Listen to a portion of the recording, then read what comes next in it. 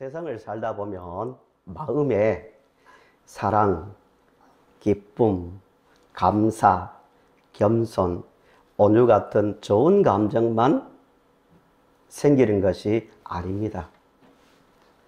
미움, 분노, 증오, 시기, 질투 같은 마음도 생길 때가 있습니다. 인정하시죠? 예.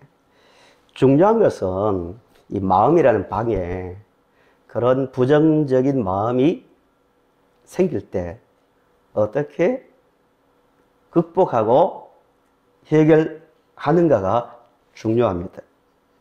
마음에 생긴 부정적 감정을요, 방치하면 심각한 문제가 생기는데요. 이 마음만 병들 뿐 아니라 몸도 병듭니다. 잠언에 있는 말씀대로 마음에 부정적인 것이 자리 잡고 있으면 뼈를 썩게 만듭니다. 몸만 병드는 게 아니라 영혼도 병들게 합니다. 믿음 좋았던 사람도요, 인간관계 속에서 일어나는 그런 부정적인 감정들, 또 스스로 자기 인생을 한탄하며 부정적으로 계속 어둡게 생각하면 가졌던 믿음조차도 뺏기고요, 영적으로 에너지가 다 고갈되어서 넘어질 수가 있는 겁니다.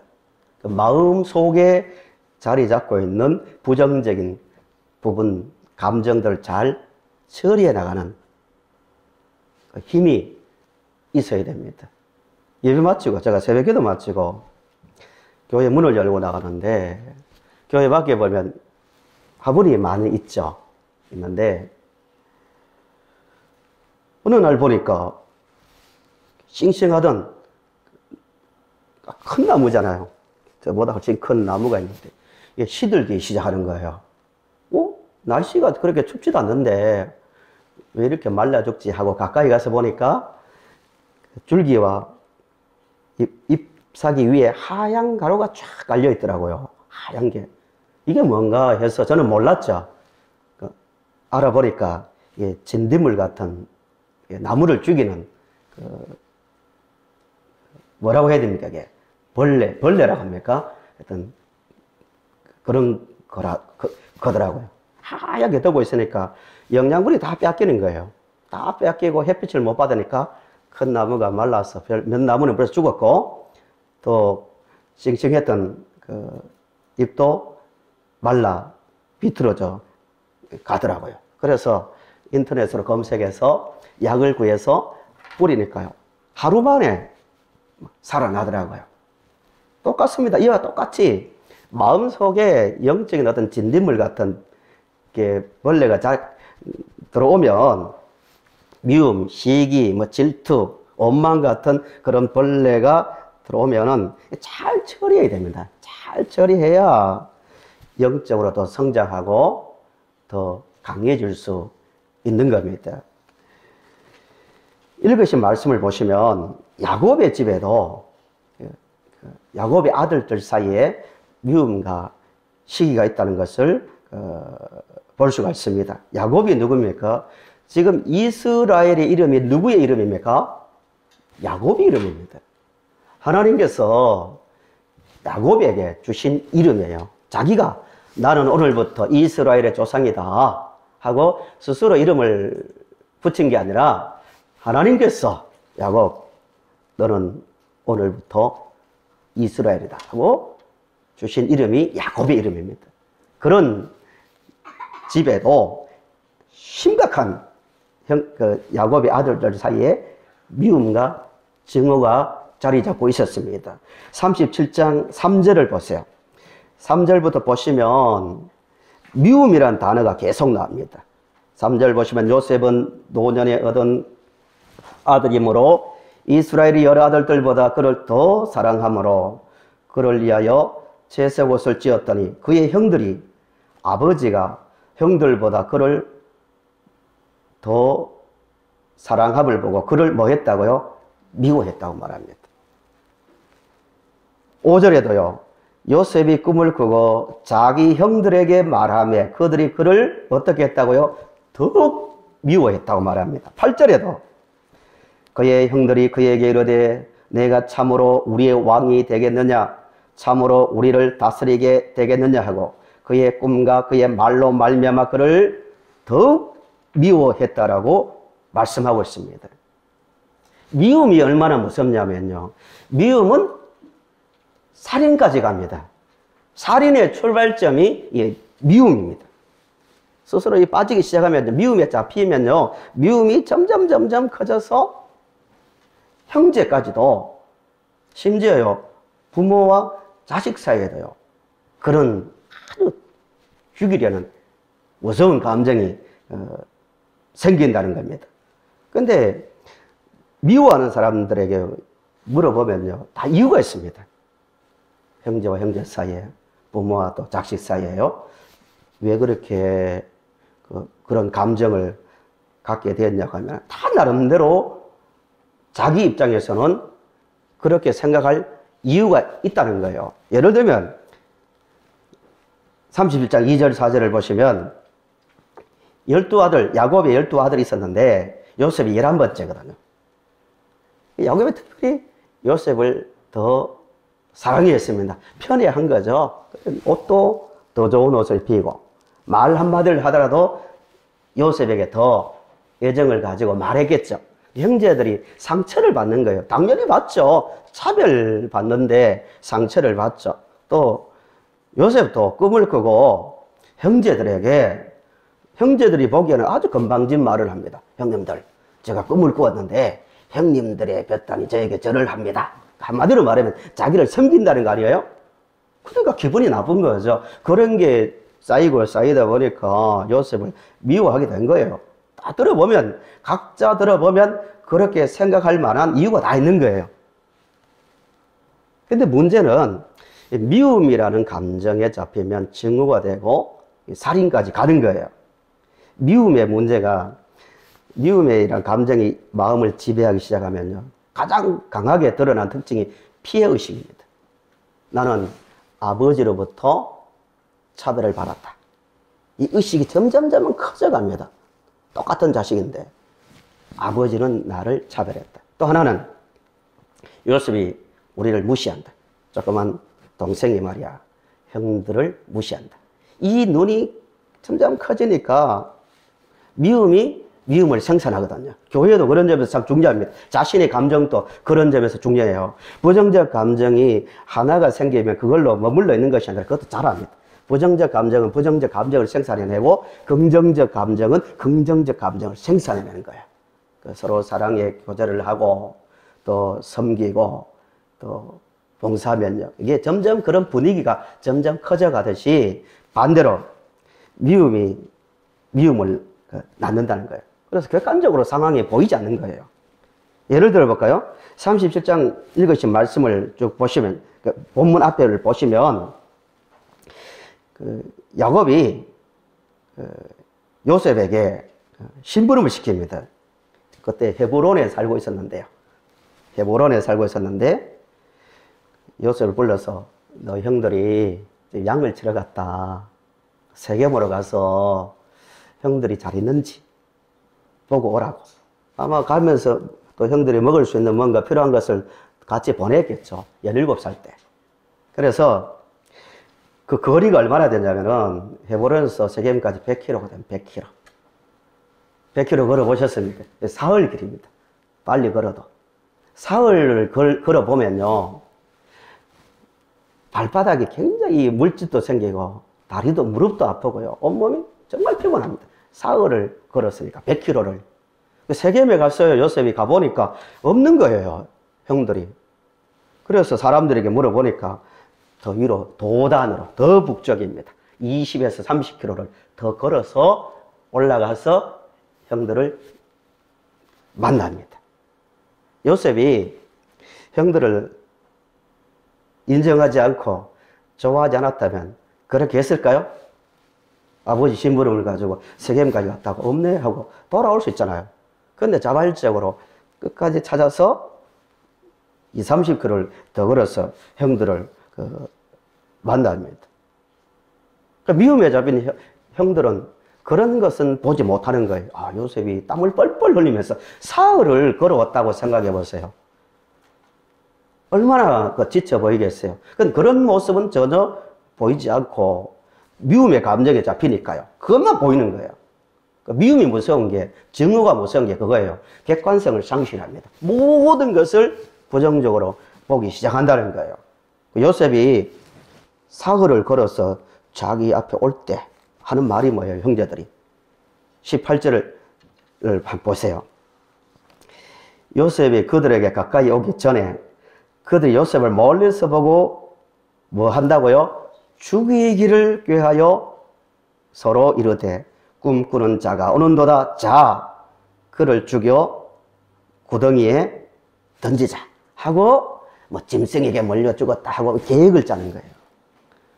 요셉의 형들이 그냥 순간적으로 화가 나서 요셉을 죽이려 한 것이 아니고 철저한 계획 가운데서 치밀하게 준비해서 죽이려는 것을 봅니다. 우발적이지 않다는 거예요. 미움이 그만큼 무서운 거예요. 이성을 마비시키고요, 감성을 마비시켜버립니다. 그러니까 가족 사이도 동생인데도 물이 없는 구덩이에 던졌습니다. 물이 없는 구덩이가 어떤 곳이냐면은, 우리나라는 좀 잘 이해가 되지 않을 거예요. 이제 물이 귀하잖아요. 그래서 물을 발견하기가 무척 힘듭니다. 우물을 하나 찾기가. 근데 거기에 물을, 구덩이를 깊이 파서 돌을 깎아서 정밀하게 그 구덩이를 깊이 파서 거기에 물을 저장하는 곳입니다. 그래서 물이 다 떨어졌습니다. 거기에 던져 넣으면 어떻게 되겠어요? 뭐 살인이나 다름없는 거죠. 이게 미움의 힘입니다. 그런데 요셉의 입장에서도 생각해 보세요. 다 갈등이 있을 때 서로 입장의 말을 들어보면 다 자기 입장에서 말하잖아요. 요셉의 말을 들어보니까 충분히 요셉도 평생 형들을 미움 정도가 아니라 저주하면서 평생을 살 수 있는 거예요. 그런데 요셉은 극복합니다. 이 감정들을. 형제들을 만나면 내가 복수하겠다.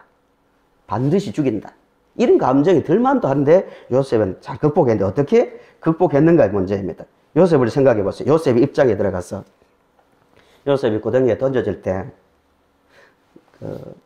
구덩이에 떨어지지 않으려고 얼마나 발버둥 쳤겠어요. 형들의 옷소매를 잡고 형님 왜 그러시냐고, 형님 왜 그러시냐고 그럼 발버둥 쳤겠죠. 먹이 쉬도록 소리를 쳤겠죠. 살려달라고. 그런데도 냉정하게 뿌리치고 자기를 구덩이에 던진 형들이 생각나지 않을까요? 한 번도 그 장면을 잊지 못했을 거예요. 그리고 물 없는 구덩이에 빠졌는데요. 이게 죽는 거예요. 사람들이 이게 발견되지 않으면 죽는 거예요. 그 공포심. 조그만 그 위에 천장만 조그만, 하늘만 조그맣게 보이는 구덩이에 빠진 그 공포. 얼마나 무섭겠어요. 그 공포가 요셉을 잡았을 거예요. 안에서 소리쳤겠죠. 살려달라고, 목이 쉬도록. 그래도 형들은 그냥 여면했습니다. 그것만 했습니까? 구사일생으로 지나가던 상인 미디안 사람들에게 발견되어서 잡혔는데 은 20에 팔려가잖아요. 자기가 돈에 거래된다고 생각해 보세요. 이 비참한 거죠. 인격적이지 않잖아요. 우리를 보고 저 사람 뭐 20에 팔 수 있겠다. 비인격적인 대우를 받잖아요. 비참한 거거든요. 그리고 나중에 애굽에 가서 종살이하고 또 감옥에 갇히거든요. 이 과정을 시편 105편에서는 이렇게 말하고 있어요. 그의 발은 착고에 차고 그의 몸은 쇠사슬에 매였으니 그의 말씀이 그를 단련하였도다. 이런 말이 있습니다.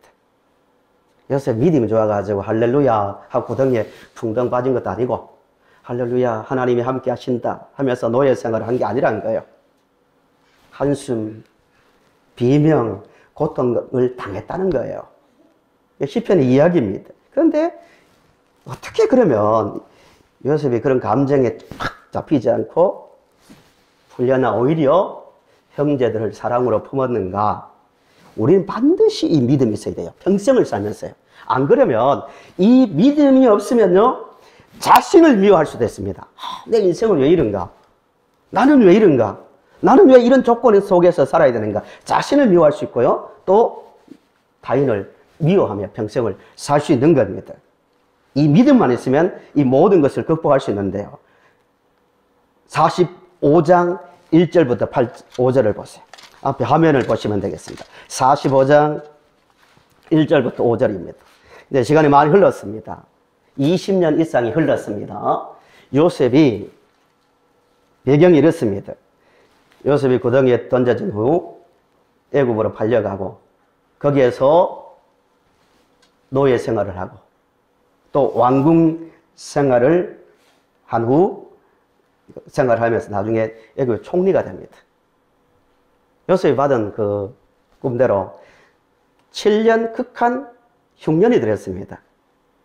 13년 만에 총리가 되었는데 이제 20년이 좀 넘었을 때 그 지역에 극한 흉년이 드니까 야곱이 아들들에게 애굽으로 가서 곡식을 구해오라고 해서 애굽에 왔는데 요셉은 지금 뭐가 되어 있습니까? 애굽의 총리가 되어 있습니다. 모든 애굽의 곡식을 관할하는 그 자리에 서 있습니다. 그 형들이 왔습니다. 형들이 요셉인지 모르겠죠. 당연히 모르겠죠. 죽은 줄 알겠죠. 요셉 앞에 왔는데 알고 보니까 자기 동생이거든요. 형들이 벌벌벌 떱니다. 이제 죽었다. 이제 우리는 죽었다. 당연하겠죠. 구덩이에 자기들이 던졌으니까요. 근데 요셉이 무슨 말을 하냐? 요셉의 태도를 보시면 5절을 보세요. 형들이 벌벌 떨고 있을 때 45장 5절을 우리 크게 읽어보실까요? 시작.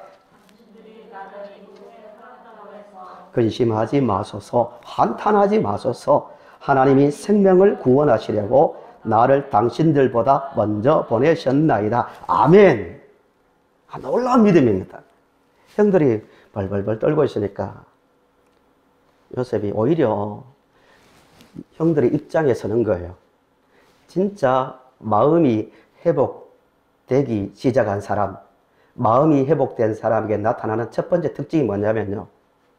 관계 속에서 갈등 가운데 있었지만 회복된 사람은 항상 내 자리에서 상대의 입장에 서기 시작합니다.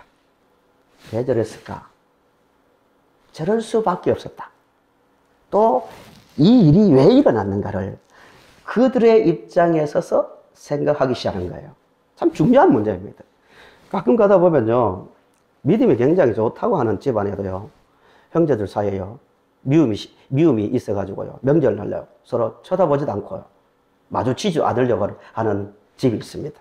각자 자리에서는 믿음 좋아요. 기도도 하고 교회에서 열심히 봉사도 하는 사람들이에요. 근데 왜 그런 갈등이 있냐면은 가만히 보면은 다 자기 입장에서 머물러 있는 거예요. 자기 입장에서 나는 상처받은 사람이다.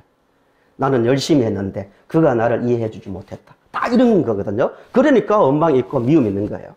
그런데 진짜 은혜를 받아서 마음이 회복된 사람은요, 미움에서 벗어난 사람들의 특징은요, 그의 입장에 섭니다. 왜 저랬을까? 나에게도 문제가 있다. 당연하죠. 요셉도 그랬잖아요. 내가 너무 잘난 척했다. 우리 형님들 아버지로부터 차별을 받아서 저렇게 행동했구나. 충분히 그런 입장에 서서 요셉은 보기 시작하는데 더 중요한 게 이거예요. 왜 내가 웅덩이에 던져지고 또 애굽에 팔려오고 노예 생활을 하고 감옥에 갇힌 이런 어려운 인생길을 걸어왔는가? 딱 한 문장으로 요약합니다. 형님들, 너무 걱정하지 마세요. 오늘을 위해서 하나님께서 우리를 구원하려고 나를 당신들보다 여기에 먼저 보내셨습니다. 이렇게 나옵니다. 쉽게 풀면 하나님께서, 하나님의 좀 어려운 표현으로 하나님의 섭리, 하나님의 섭리 가운데서 내가 고덩이에 던져졌고, 고덩이에 던져졌기 때문에 애굽으로 왔고, 애굽으로 왔기 때문에 노예가 되었고, 그 노예가 애굽 왕 바로의 측근이었고, 측근이 되었기 때문에 내가 총리로 세워질 수 있었습니다. 이 모든 것은 누구의 계획이었다고요? 하나님의 뜻 가운데서, 하나님의 계획 가운데서 이루어졌습니다라는 고백을 하고 있는 거예요. 그러니까 미워하는 감정이 이제 풀리기 시작한 거예요. 형들은 이 놀라운 이 생명을 구원하는 일에 하나의 배우로 하는 역할을 한 분들이었다고 받아들인 거예요. 관점이 바뀌는 거예요. 모든 회복, 모든 관계 회복, 자신을 바라보는 그 회복의 중요한 그 출발점은 보는 관점이 바뀌기 시작하는 거예요. 저 형들이 괜히 나를 미워했다고, 질투해서 내가 내 청춘을 이렇게 다 보내버렸다고, 이렇게 생각하지 않는다는 겁니다. 성도 여러분, 성도들은 자신을 어떻게 바라보고 있습니까? 나는 왜 이렇게 내 몸은 왜 이럴까? 나는 왜 이런 집에서 태어나야 하는가? 크게는 나는 왜 이런 대한민국에서 태어나서 이런 치열한 경쟁 속에서 살아야 되는가? 막 별별 생각을 다 할 수 있는 겁니다. 저도 그런 생각을 할 때가 있었거든요. 와, 나는 예수 믿는 집안이었지만, 길게는 아니었지만, 뭐 경제적으로 어렵지 않게 살아가는 친구들을 바라볼 때 이런 생각을 할 때가 있었습니다. 학생 때부터 나는 왜 고등학교 때부터 방학 때마다 알바를 해야 되고, 또 공사판에 가서 일을 해야 되는가? 내 친구들은 성탄절이라고 크리스마스 이브 날 모여가지고 캐롤도 부르고 선물도 나누고 이렇게 즐겁게 보내는데, 나는 왜 이 자리에 추운 겨울에 나와서 일을 해야 되는가? 이런 생각을 할 때가 있었습니다. 누구나 그럴 수 있는 거예요. 자기 조건 가운데서. 그러나 은혜를 받고 나니까, 지나고 나니까요, 하나님께서 나를 더 성숙한 사람을 만들고 나를 이렇게 인도하기 위한, 이런 자리에 세우기 위한 하나의 과정이었다고 생각하니까요, 그 보는 관점이 달라지고 해석이 달라지더라고요. 근데 중요한 것은요, 하나님의 섭리라는 단어가요, 굉장히 쉬운 것 같지만 어렵습니다. 하나님의 다스리는 그 방법이라고 해석해도 되고요. 하나님께서 우리를 평생 인도하시는데, 중요한 것은 하나님의 섭리를 이 땅에서 우리가 다 이해를 못 한다는 거예요. 왜 나를 이런 조건 속에 세웠는가? 왜 나를 이 자리에 세웠는가? 왜 나에게 이런 경험을 하게 하는가? 다 이해 못 합니다. 기도해도 이해 못 합니다. 그게 이제 어려운 부분들입니다. 아무리 노력해 보세요. 이해 못 합니다. 왜 내가 이런 사람을 만나야 되는가? 내가 왜 이런 일을 경험해야 되는가? 다 알 수 없지만 한 가지 분명한 믿음은 가지고 있어야 됩니다. 요셉처럼, 형님들 걱정하지 마세요. 내가 비록 이런 어려운 과정을 겪었지만 하나님께서 오늘을 위해서, 우리를 구원하기 위해서 하나님께서 하신 일입니다라고 말할 수 있으려면, 그 눈이 열리려면 하나님의 사랑에 대한 믿음이 있어야 됩니다. 내가 하나님께서 왜 이런 일을 경험하게 하는지는 모르지만 한 가지는 확실하다. 하나님은 나를 죽기까지 사랑하신다. 이 확신이 있어야 돼요. 그 확신을 가지고 자신을 바라보고 형제를 바라보고 세상을 바라볼 수 있기를 간절히 바랍니다. 다시 강조합니다. 아무리 노력하고 기도해도요, 왜 내가 요셉의 입장이라면 왜 웅덩이에 던져야 되지? 던짐을 빠져야 되지? 왜 노예로 살아야 되지? 왜 감옥에 갇혀야 되지? 하나님은 전능하신데 왜 하필 이런 방법을 쓰시는가? 이해 못합니다. 하나님께서 이스라엘 민족을 구원하려면 꼭 요셉이 구덩이에 빠져야 됩니까? 안 빠져도 할 수 있잖아요. 노예로 살지 않아도 되잖아요. 하나님 능력 많은데 왜 그런 방법을 쓰시는가? 이 부분에 있어서는 다 이해 못해요. 하나님 우리를 사랑하신다면서요. 전능하신다면서요. 그런데 왜 굳이 이런 인생의 경험을 하게 하시는가?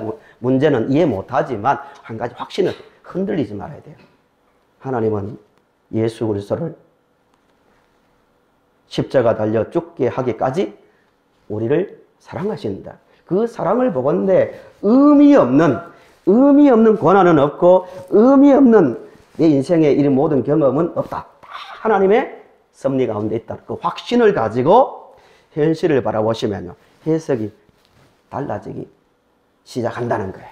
그 눈을 가지고 형제를 바라보면 미움이 아니라 사랑으로 대할 수 있는 겁니다. 교회사를 보세요. 교회사를 보시면 참 많이 듣는 말씀이죠. 로마 시대에 그리스도인들이 예수 믿는다는 이유 때문에 차별을 많이 받고, 심지어 어떤 분들은 사자굴에 던져져서 사자의 밥이 되어서 죽었거든요. 많은 순교자가 생겼습니다. 200년에서 300년을 지하굴, 카타콤이라 하죠. 지하에 들어가서 살았습니다. 할아버지가 거기서 살고, 아들이 거기서 살고, 또 손자가 거기서 살고, 그 안에서 장례를 지내고, 햇볕을 보지 못하고 그 안에서 몇백 년을 살았습니다. 이해하시겠습니까? 하나님이 전능하시다면서 왜 그런 고난을 겪게 합니까? 다 이해는 못하지만 어느 시대보다도 지하에서 예배를 드리고 차별을 받을 그때가 기독교 역사상 가장 영적으로 강하고 또 많은 사회에 영향력을 발휘하는 시대였습니다. 오히려 지상에 있는 그리스도인들은 지하에서 그렇게 살 때 지상에 있는 로마의 귀족들은 어떻게 사는지 아세요? 주말마다 파티를 하고 주말마다 스포츠 경기를 즐기고 먹는 게 너무 많으니까요. 막대기로요. 그 인터넷을 쳐보시면 나옵니다. 너무 잘 먹으니까요. 또 먹어야 되잖아요. 막대기를 입에 넣어가지고요. 토하고요. 변기에 토해내고 또 먹고 토하고 그렇게 호화로운 삶을 살았는데요. 오히려 지하에 있는 그리스도인들이 세상에 있는 그들을 보고 불쌍하다고 하나님 그 영혼을 불쌍히 여겨달라고 자기들을 박해하는 그들을 향하여 눈물을 흘리며 사랑으로 기도했던 성도들이 그 시대의 성도들입니다. 왜 가능했을까요? 하나님의 사랑에 대한 신뢰 가운데서 자신을 바라보고 역사를 바라보았기 때문에 가능합니다. 이 눈을 가져야 이 시대에 우리가 바른 그리스도인으로서 세상을 진정으로 사랑하고 형제를 사랑하며 살 수 있는 겁니다. 빌립보서 1장 6절을 보세요. 빌립보서 1장 6절을 보시면 빌립보서는 바울이 로마 감옥에서 밖에 있는 성도들을 위로하기 위해서 쓴 말씀입니다. 물론 하나님 말씀이죠. 자기는 감옥에 갇혀 있어요. 그리스도인들이 밖에서 신앙생활을 하고 있는데 그들도 고난을 받았거든요. 그들의 이런 말을 합니다. 빌립보서 1장 6절 너희 안에서 착한 일을 시작하신 이가 그리스도 예수의 날까지 이루실 줄을 우리가 확신하노라. 무슨 뜻이에요? 성도 여러분, 성도님들을 구원하신 그 착한 일입니다. 성도들을 구원하기 위해서 하나님께서 먼저 하시고 불렀지 않습니까? 성도들이 죄인이었을 때 하나님께서 예수님을 십자가에 달려 죽게 하셨지 않습니까? 성도들이 예수를 믿기 전에 하나님께서 먼저 십자가에 달려 죽게 하셨습니다. 그 사랑을 보건대 착한 일을 시작하신 하나님은 그리스도 예수의 날까지, 이 날이 언제입니까? 세상 끝날 예수님이 다시 이 땅에 오시는 날입니다. 그때까지 절대로 우리를 버리지 않을 것이며 우리를 붙들고 끝까지 우리의 인생을 인도하십니다. 저는 확신합니다. 이렇게 말합니다. 인생의 과정은 다 알 수 없잖아요. 가끔 가다 보면 이단들은 기도 딱 손잡고 기도해주고 당신 말입니다. 몇 년 뒤에 어떻게 되고 다 사기입니다. 우리가 어떻게 알아요? 내일은 우리는 모르는 거예요. 그러나 한 가지 확신 있게 자신 있게 말할 수 있는 것은 성도 여러분, 저는 확신합니다. 우리의 구원을 시작하신 분이 하나님이시기 때문에 세상 끝날까지 우리의 구원을 완성시키시며 우리를 책임지고 이끌어 가실 분은 또한 하나님이시기 때문에 우리 걱정하지 않습니다. 이게 바울의 고백입니다. 감옥 속에서 감옥 밖에 있는 성도들을 향하여 한 말입니다.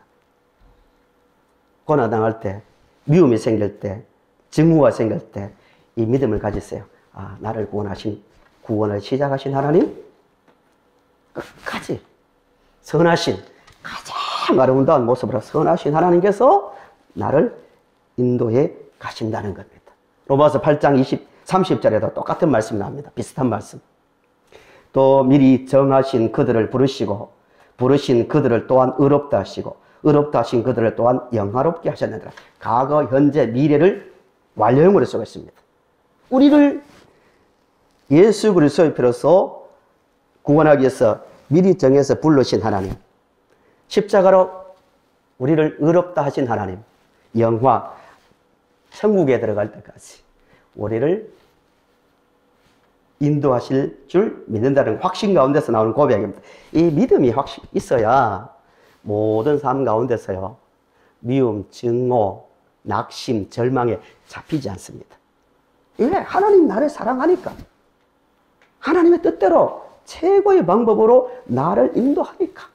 이게 요셉의 믿음입니다. 걱정하지 마세요.